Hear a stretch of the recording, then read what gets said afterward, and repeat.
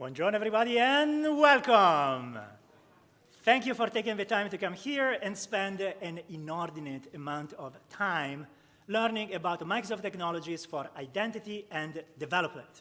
My name is Vittorio Bertocci. As you can hear from my accent, I live in Redmond, Washington State. Thank you for laughing. Thank you. Thanks. If you would not have laughed, I would have started with the wrong foot. But now I feel I can deliver. And my day job is working on developer technologies specifically for enabling identity in applications. So I work on SDKs, on .NET, on JavaScript, and various other platforms. And I work with other parts of a company which create products for developers. So Visual Studio, or the Office extensibility, or the Azure functions that use identity. And in the next couple of hours, I'm going to give you, first, I love to remember that I cannot walk around. I usually walk around because I have a lap, but here I have the leash. So if you see me walking around, please tell me that I have to come back to base. So in the first 50 minutes, I'm going to give you a pretty high-level overview of what is our offering for developers. So I'll give you more of a feeling of what's possible rather than digging very deep into technicalities, although you are going to see live coding.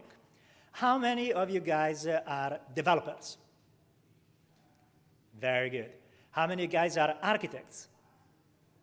Very good as well. How many of you guys are administrators? You don't need to be ashamed of it. Like, I see a lot of people saying, on weekends, I do the administrator. No, there's nothing wrong. Nothing wrong, but in this session, in the session after, I will be heavily slanted toward the developer technologies. So I know that there are many super valuable sessions in this time slot. So my ego is so big that even if you leave now, it will not change at all. So don't be worried about offending me. Like, please make the best of your time. And if you are not interested in development and architecture, feel free to go.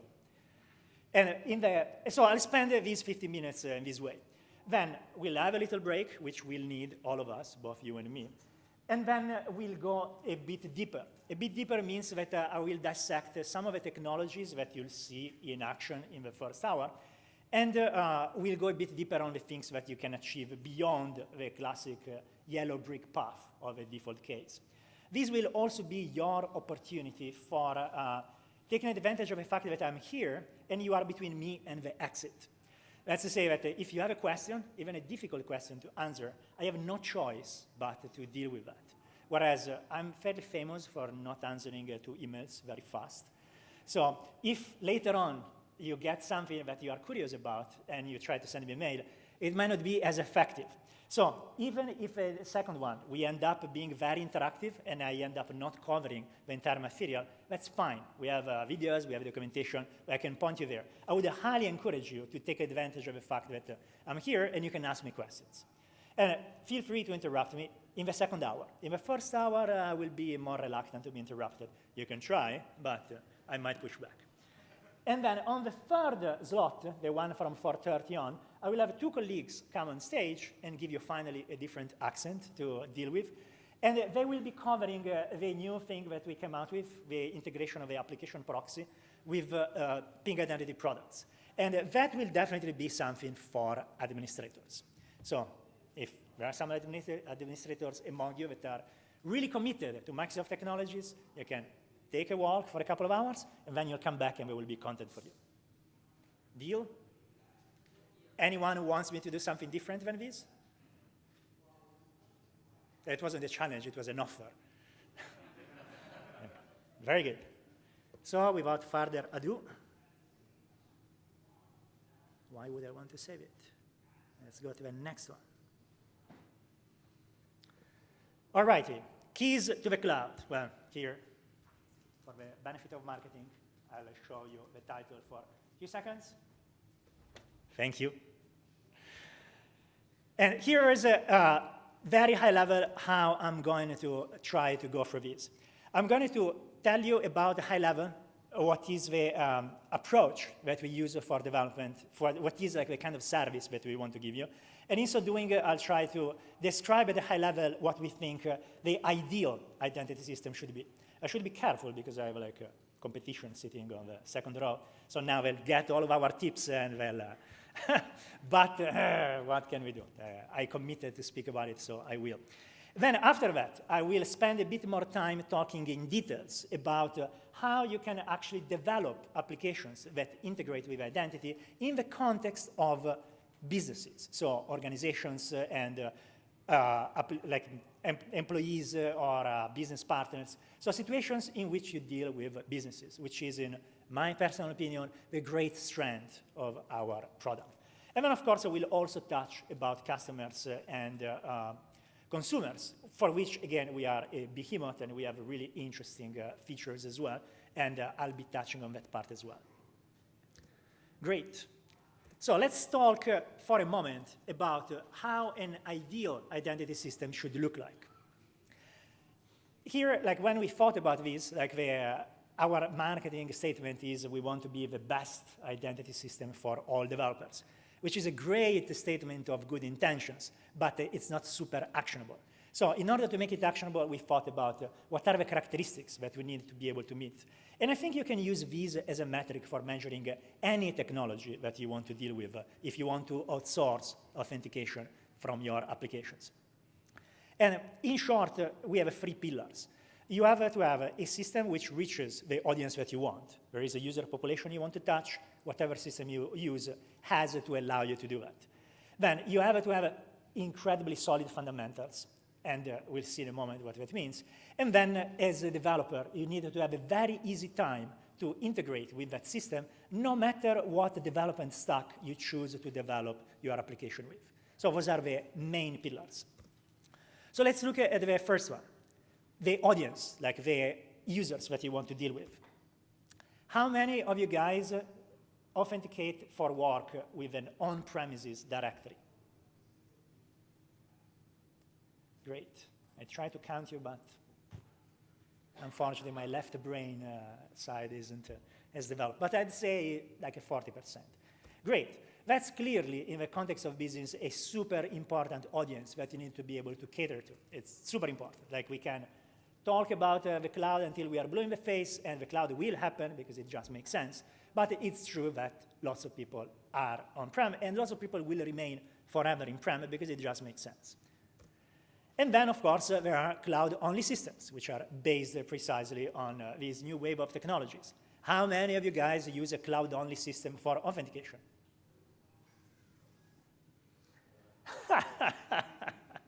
OK, good. We see, you guys are like at the forefront. So you probably, if we take like a random set of IT people, this percentage would be lower. But still, it's substantial. But here, the real tricky part is this one, is the hybrids. So many customers and so many partners are in transition. They have one foot still on-prem, familiar, standard tools, skill set, all the people already know how to do this. And the other foot is in the cloud, as in these new workloads. I want to manage SaaS applications. I want to write SaaS applications. So whatever system you use must address the challenges that you get in those. And of course, when you come to the individuals, so applications for end users, clearly it's 2017, you must integrate with social providers. And today we know what the big ones are. So those are like the table stakes. You must have those. But interestingly and counterintuitively for a lot of people in the identity crowd is that many applications still want to have the chance of controlling directly their accounts, the accounts of their users. And so if you don't give them features that are based on that, in which they can actually have username and password and have full control over it, then they'll just build their own, and usually it doesn't end well. So a good system is a system that helps you to cover the full gamut of going from like the table of username and password all the way to integrated federation and similar. So that covers the top. Then in terms of fundamentals here, it's basically the table stakes. Like you heard again during the keynotes how the arms race with the bad guys is now at points that are unthinkable, that were unthinkable 2-3 years ago. Now, in order to defend yourself, you have to churn through terabytes of daily data, which you feed into your machine learning system, which will spit out this account is compromised, this other is not compromised, and so on and so forth. So a system to which you rely on for your critical functionality, like authentication, must give you not only the classic many nines of availability, not only security and similar, but also all the tools that allow you to play in this very dangerous battle zone, which is today's identity management. And here in this slide, I had numbers that refer to Azure AD, but given that we don't want to do product pitches, I'm not putting the numbers in here. But if you are interested in the numbers, come later on and I'll tell you. If I don't tell you these, then the marketing people will come back to me and ask me to cut my hair. And my wife would not open the door of the front once I go back to Seattle. So, all right. So now instead, let's talk about development, which is the thing really close to my heart. How many of you work with JavaScript? Okay. For everyone else, if you follow like the tech news, you'll see that basically every couple of days there is a new JavaScript framework. It's overwhelming. It's really, really very difficult. And from my point of view, especially in which we are asked to give a library specifically for every flavor of JavaScript, that's fantastically difficult. And yet, it makes sense. Like those things from the Darwinian point of view, if they come to life and they are used, that means they are useful. So whatever system you are using must enable you to make your pick of a technology and integrate correctly. And now there is one fantastic trick that we can use to do this. Anyone wants to guess what the trick is? I didn't think so. I just wanted you to spike a little attention because I've seen that some palpebra's are starting to close. The trick is open standards. The moment in which you use open standards, now, even if tomorrow someone comes with Arduino 4.0 and they want to connect it with your identity system, if identity system supports OpenID Connect, you don't need bits from the provider. You just need to know that they are using OpenID Connect, that they are using token binding, that they are using elliptic curves of that flavor. And then at that point, you have this baseline, universal baseline, that you can use for connecting. Now, that's a nice marketing feel-good message. But when your boss comes and says, OK, by the end of the week, I need this application and this feature done. And you go, but it's Thursday. What do you mean by the end of the week? Well, typically, you don't want to every time start from scratch and implement the nonce management for OpenID Connect with Turing machines, which is technically possible. But it's not very productive. So a good system, a good identity system will give you artifacts that you can drop in your application, in your solution, and these things will enshrine all the, not just the protocol, but also the security practices and all the things that make you productive, so that you don't have to reinvent the wheel ad libitum and always create the opportunity of making things wrong from a security perspective. So that's the template, high level. And I think we are doing pretty well. Let's say that you'll see all of these things addressed in the specific case of Azure AD. Of course, there are parts where we are faster, parts where we are slower, but this is the platonic ideal that we are stretching to. Now, let's start being slightly more practical. Not much more practical, but just a bit more. So how do you, in practice, how do I actually develop with Microsoft Identities? So say that here I have like my system with my endpoints, which supports OpenID Connect, which holds my users, my domains, my directories, usual stuff.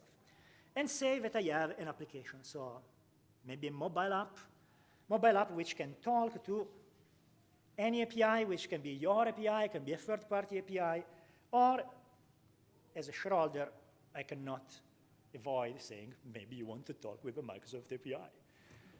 That's a possibility.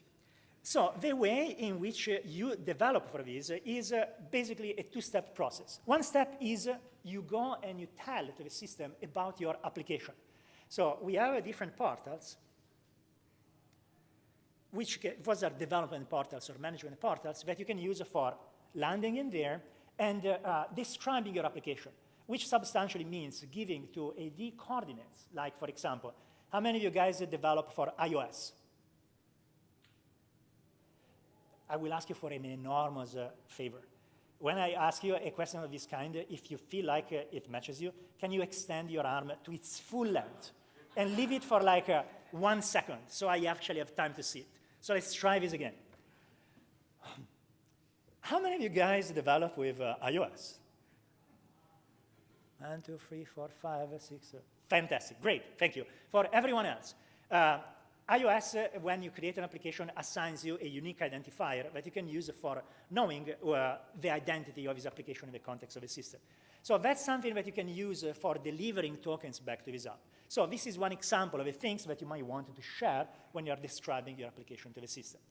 And then in return, you get back an identifier, which in OAuth, OpenID Connect and similar, is the client ID, but technically you can use also SAML, for example, not for mobile app, but if it would be a web app, you could use SAML, and then the identifier would be your realm, for example. And the idea is that you get back this identifier, which then you use at runtime for performing your authentications. Now, I know that you guys don't want to commit to this session because it might be boring, so I want to be able to run away. But if you are even half committed, we have lots of seats in here, so I feel bad to see you standing. So feel free to walk in front and have a seat. But again, I understand that if you don't want to commit, I would do the same. I'd do the same. Okay, and then the other step is substantially, either you take you develop from scratch, which usually is not the case, or you drop some kind of component which can come from Azure AD, but can also be just an open source library, which supports the protocol that you want to use. How many of you guys heard about AppAuth? All right, well, you can use AppAuth in here if you really, really want to. Of course, our stuff is far, far back. But this one works. It's simply that we have a luxury of using it specifically with the features of our service. So we can take care of aspects that if you want to do a library which has to work with everyone, you cannot do. Like, for example, we have our rules for reusing refresh tokens across the board, which will reduce the number of sign-ins that your user sees, the number of prompts that the user sees, which you cannot do if you want to work with any possible refresh token, because there is simply no standard which tells you about. But anyway, this is how it works.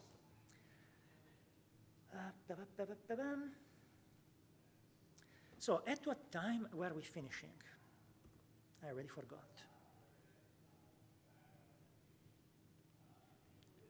3:20, okay. I'm just deciding how fast I have to speak. Am I speaking too fast? Nope, thank you.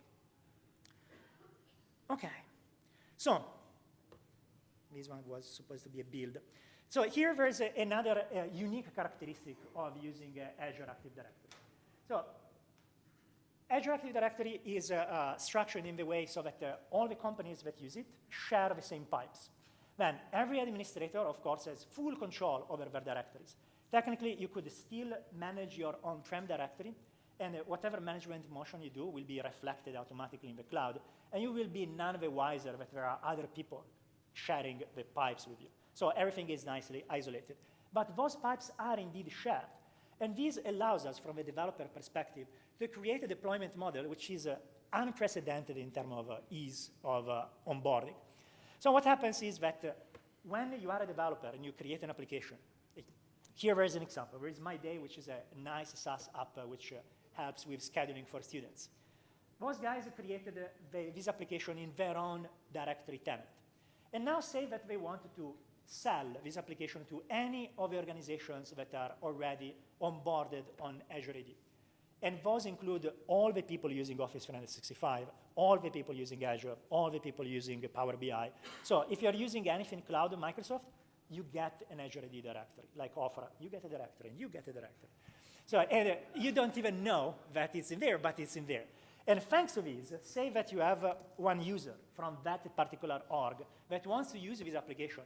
All they need to do is to navigate to the page of this application and attempt a acquisition of a token. Now, in this process, the system will know that this application needs to have access to my calendar and needs to be able to send mails on my behalf.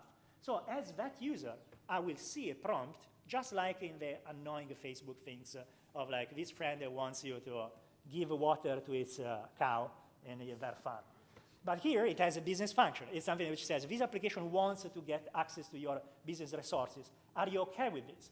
And if the user, not the admin, the user says OK, then what happens is that Azure AD, which knows the shape of his app already, knows the URLs, knows everything, can simply turn it on in the target system.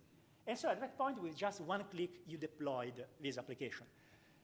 Compare this with a classic federation, in which if you want to achieve a single sign-on, you have to take the administrator to dinner, you have to pay, and you have somehow to convince them to actually provision your application, exchange the valid certificate. All these very secure, but also not very agile system that you normally do in traditional federation. So this is a great, great thing.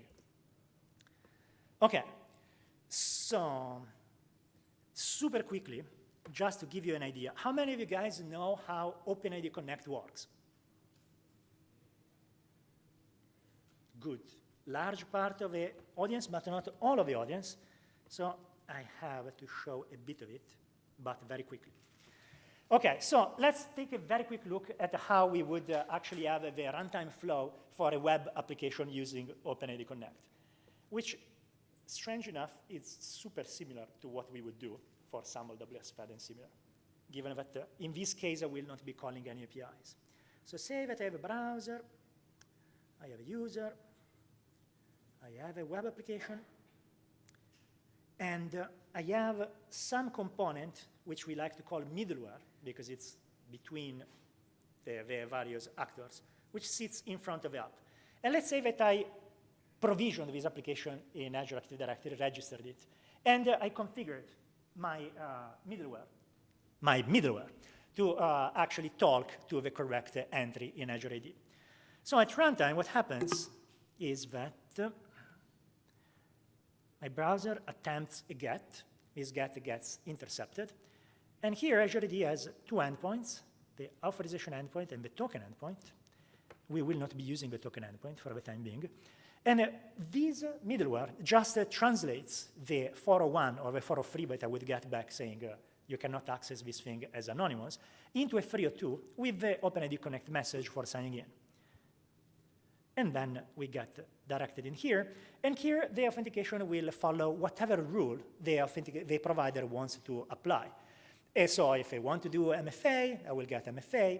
If I want to make any other policy, like registered devices and similar, they can apply it. If I'm already signed in and I'm doing this from Kerberos, as a user, I will not even realize that anything is happening. I just get my token.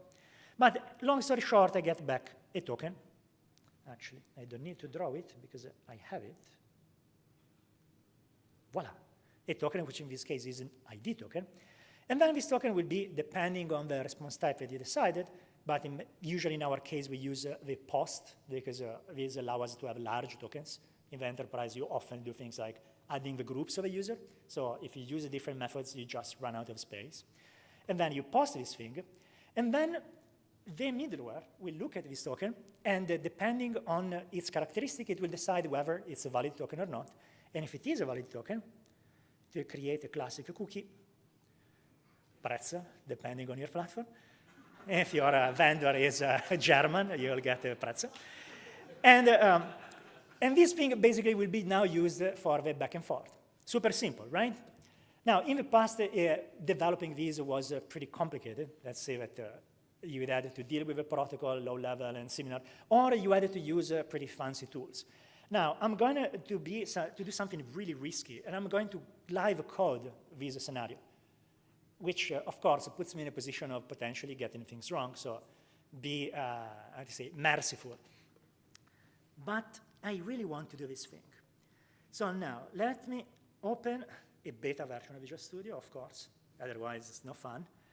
I have here this existing web app called existing web app. So you see that I can add these to existing software. Here I'm using ASP.NET Core, which is a version of our web stack, which can run on Windows, on Linux, and on Mac. It's all decoupled from the platform. I could do this also with Node.js, but the likelihood of making things wrong would be much higher. So I'm just more familiar with the environment, but if you wanted to do the same things I'm doing with a non-Visual Studio, you can easily do that. OK, so here I have my application. So let's start by going to Azure AD and registering the application. So here I have my browser. I have this portal. I don't know if you can read, appsdevs.microsoft.com. And there I'll just sign in as my developer, which in this case is Mario. Today I will be Mario. So I get redirected to my organization. I sign in. OK, and here I have plenty of apps already. This is not the first time I do this. So here, let me register a new application. Very easy. Let me call it Existing App CIS 2017. So that the next year, we know that it was this year. I click Create.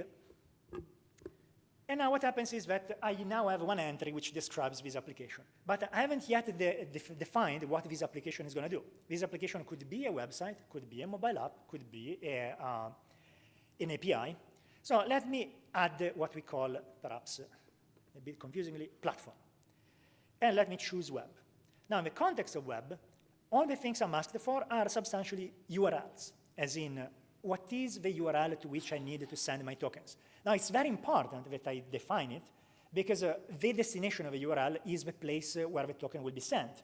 And if now one bad guy would be able to inject this, if you heard a few years ago about the off-to-redirect attack, that's exactly what was happening, then given that we are using better tokens, because we didn't implement Brian magic binding yet, then the moment in which we lose this thing, everything will be lost. So we make sure that we restrict the traffic in which we send the tokens only to the address that we want. And the address that we want is this one, which I just copied. OK. And this is the route to which we expect tokens. Now here, very often, I forget to save. But this time I remembered. OK. So now I need this client ID. Well, I'll come back to it. So now I registered the app. Now I have to go back to the application and change the code so I can use all this stuff. So let me go back to the app. Next time, remind me to do a ponytail. Doing this with the hair is very annoying. OK, so the first thing I'm going to do is modify the application so that it no longer accepts anonymous users. And this is super easy. And this has been the same for the last 10 years. I just go on whatever level of granularity I want to protect. So it could be the entire class, or it could be just one action. And then I decorate this thing with something which says only authorized users can access this thing. So actually, let me put it at this level.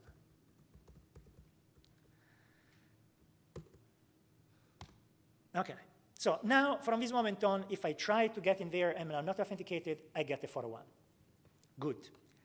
Now, the next thing I need to do is to actually add some references to some libraries that I want to use. In here, I want to use OpenID Connect, because it's the protocol. And then I want to use cookies for the way that I described earlier, for remembering my sessions. So I'm using Microsoft SPNet Core, authentication. No, not this time. OpenID Connect. And then I also want cookies. Yeah, the other reason for which I like doing this in Visual Studio is that there is the IntelliSense, so I don't have to remember stuff. I'm 45. My memory is starting to fail. OK. So the other thing that we want to do here is to activate our authentication. So we just go in the pipeline, and we say use authentication. And wow, I'm done. That's all I have to do. You didn't buy it. Yeah. So here, all I'm saying is in the pipeline, I want to use authentication. So here now, I created an entry for the authentication. But now, I actually need to define what that means. Like, I want to use OpenID Connect. This is the client ID of my tenant, and so on and so forth. So let's do this. There is another method, this guy. And here, for saving you from seeing me non-touch typing, I cheating a bit. I had a snippet ready. But it's not cheating all that much, because the code that I'm writing is very easy to understand, even for non-coders. So this first block, it's basically, how many of you guys like Harry Potter? Harry Potter? Anyone? Okay. So imagine this one is a Patronus authentication. You don't have to understand what it means. It's just like setting the right defaults. And in fact, I'm having to write this only because I'm coding everything from scratch. Normally, if you'd be using these tools, you would not even see this code. This code is just like initializing the fact that we have one pipeline, but we wanted the OpenID Connect part to talk to the cookie part. So that's like boilerplate code, which you'll just paste without really knowing what it means. Then, if you really want to know what it means, I have a nice book to suggest. But for the generic case, you don't need to actually go in there. The interesting part is this one. Here you have this add OpenID Connect authentication. And here, in the absolute bare minimum case, I need to provide two things, the client ID and from where I want the tokens from, like from which organization. So for the client ID, I just got it assigned. It's here, so let me copy it. One of these days, I will ask Cortana about the client ID and see what happens. Something tells me things won't go very well. OK, and here, in my default, I have this endpoint, which is pointing to our generic OpenID Connect middleware discovery. It's a document which describes things like the key that you should use for verifying the signatures, and things like the value of the issuer. In this case, that endpoint is somewhat universal, so the value of the issuer is unreliable. It's a placeholder for everyone. In here, I want a specific directory, the directory of my user. So I want to substitute this in there. But given that I'm lazy, yes. Instead of typing it, I'm just copying it. So I just substitute this guy. And now I'm sure, I am absolutely certain that I forgot something, but doesn't matter, too late. Let me compile, and let me just hit F5. F5, which means that I'll start the debugging of the application. Now, in theory, I've done all the things that I was supposed to do, so that I should just be able to run this thing, and this thing should already automatically bounce me to the identity provider and authenticate. But of course, it decided that, given that it's beta, it wants to take its sweet time. So let me do a trick which often works. I'm canceling the build, waiting for a few moments in which I gain more white hair, because it's never nice when it happens from stage. And now, if it does the build, good. Otherwise, I'll close Visual Studio, reopen it, and then I assure you it will work. In the meanwhile, thank you for saving the day, sir. What's your question? Is this .NET Core template or regular .NET 4.6? The question is if this is the regular .NET 4.6 or if it's core. And the answer is it is core. So you can take this exact code and run it on Linux. So the code will be the same for that regular .NET? You can run this code against regular .NET, and it will run. If you want to use the regular .NET classes, you can also do that. But then in that case, you will not be able to do this magic cross-platform thing. OK. Hello, Visual Studio. Here is our app. And let's see, this time things go slightly better. It looks like it might. It says it's ready. Should we believe it? Yep. OK. So here, see, it's running on my localhost. Here, it sees that I'm signed in with two users. One user is the one, my developer, because in the other tab, I'm in the portal, so I signed in with that one. The other one is my own user, because I'm signed in on this device. So I can pick one or the other. So I'm just going to be Mario again.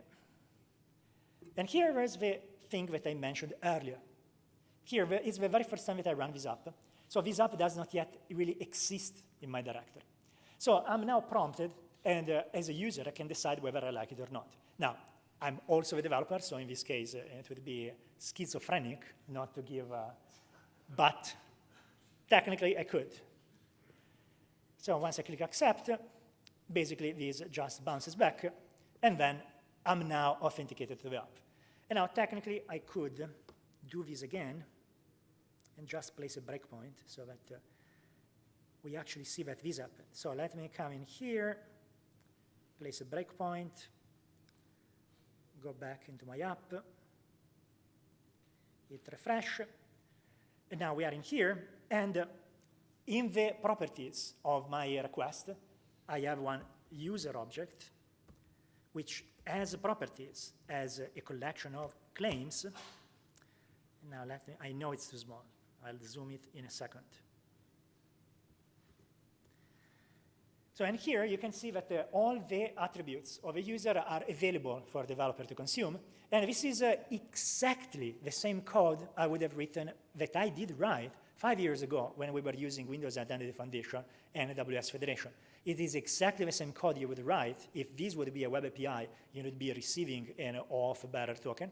It is exactly the same code you'd write if somehow you'd be using SAML or any other platform. So the idea is that the developer of the application shouldn't have to worry about your infrastructure. All these things happened in this pipeline in front of the app, and now the developer just pulls out whatever business context they need without being constrained by the details. Now, the details are there.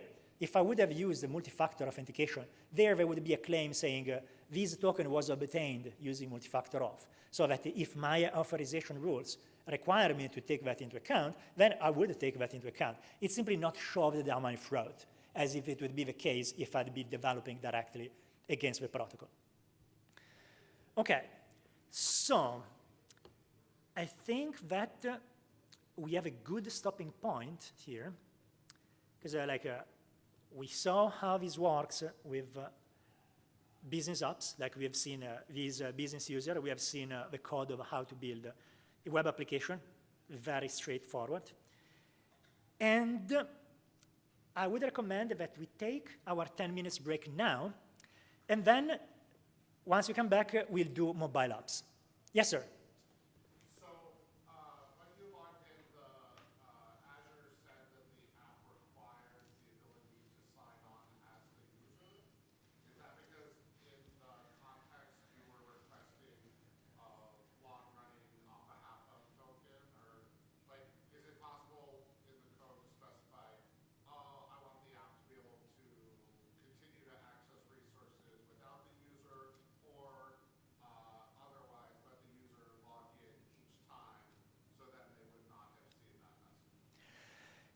So let me try to summarize. The question is there any way to avoid having the consent moving forward?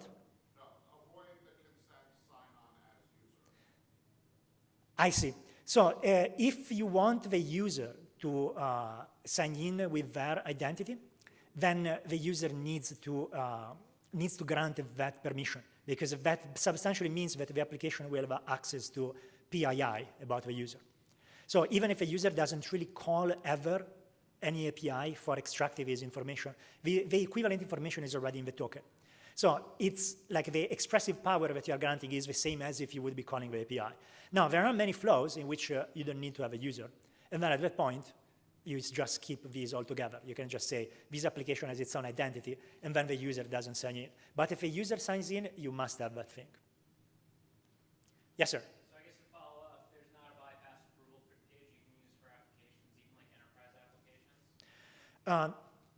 Again? So is there not, you can't select in your client to say have a bypass approval for the page so that they want to see the scope? I see. So you are actually asking the question that I thought he was asking. Yeah. So if there is a way of skipping the consent. There is. The consent that you have seen here is what we call the user-based consent, which is designed to empower users to use apps that require permissions that are at the user level. But if this app, for example, would be asking for manage your mailbox, as in including the ability to delete it, then the user would not be able to grant that consent. But there is a mechanism through which if your administrator wants all of these apps to be used by all the users, then the administrator can give a blanket consent for everyone so that no user will ever see that thing again, which is also how Office 365 doesn't ask you for consent.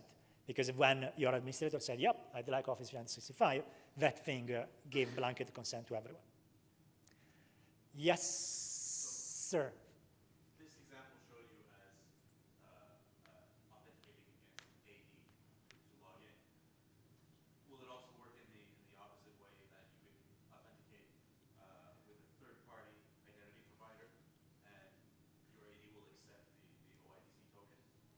So the question is, this example showed how to authenticate to an AD user which is native to the AD directory.